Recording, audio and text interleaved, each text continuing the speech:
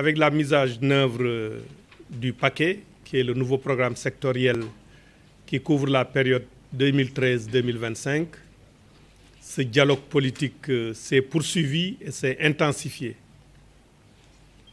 Notre pays est aussi membre du Partenariat mondial pour l'éducation, où de 2010 à 2014, il a eu à représenter la circonscription Afrique 2, regroupant 18 pays au sein du Conseil d'administration du Partenariat mondial pour l'éducation, et a eu, par ma personne, à diriger le comité gouvernance, éthique, risque et finances de 2014 à 2015.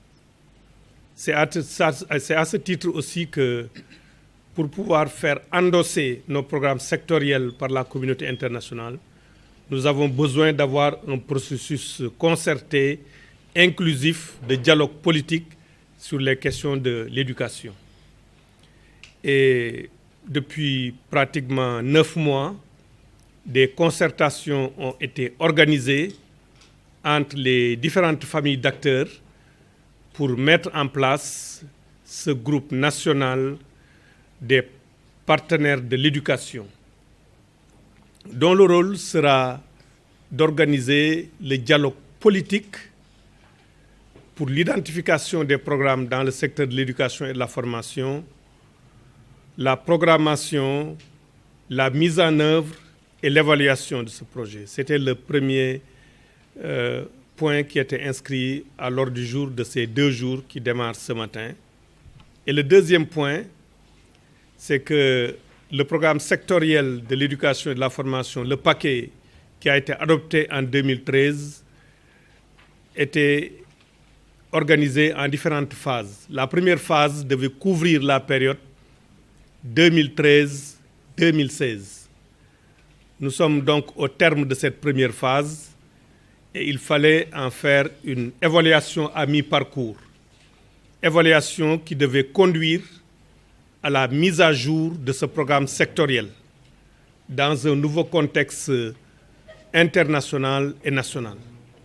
Contexte international d'abord marqué par l'adoption de l'agenda mondial pour l'éducation 2030 et l'ODD 4, l'objectif de développement durable numéro 4, qui traite de la volonté de la communauté internationale dans le secteur de l'éducatif, dans le secteur éducatif à l'horizon 2030. Premier élément de contexte international. Le deuxième élément de contexte international, c'est l'agenda 2063 de l'Union africaine, auquel notre pays a souscrit, et toutes les réformes de l'UEMOA aussi en matière notamment de finances publiques. Au niveau national, il y avait une nécessité de mettre à jour le paquet parce que, premièrement, il y a eu entre-temps le plan Sénégal émergent qui, lorsque le paquet a été adopté en 2013, n'avait pas encore été formalisé. Donc, il faut que le paquet s'adosse au plan Sénégal émergent. Deuxièmement, il y a eu les directives du président de la République issues de la concertation nationale sur l'avenir de l'enseignement supérieur. Il fallait que le paquet soit adossé à ces directives, à ces décisions. Troisièmement, il y a eu les assises de l'éducation et de la formation. Il fallait que le paquet aussi s'adosse aux conclusions de ces assises de l'éducation et de la formation. Et il y a eu aussi l'acte 3 de la décentralisation et il fallait aussi que le paquet s'adosse à cet acte 3 de la décentralisation. Donc, c'est tous ces éléments qui militent en faveur de la mise à jour du paquet. Aujourd'hui, l'évaluation de la première phase est une première étape vers la mise à jour de ce paquet pour lequel il y a une équipe nationale qui est en train de travailler. Voilà à peu près les points qui seront abordés pendant ces 2 jours-là. Et dans ce travail-là, les partenaires techniques et financiers y jouent un rôle important parce que ce sont les partenaires du Sénégal qui ont endossé le paquet et qui ont permis au paquet d'avoir des financements au niveau international et d'avoir l'implication de tout le monde.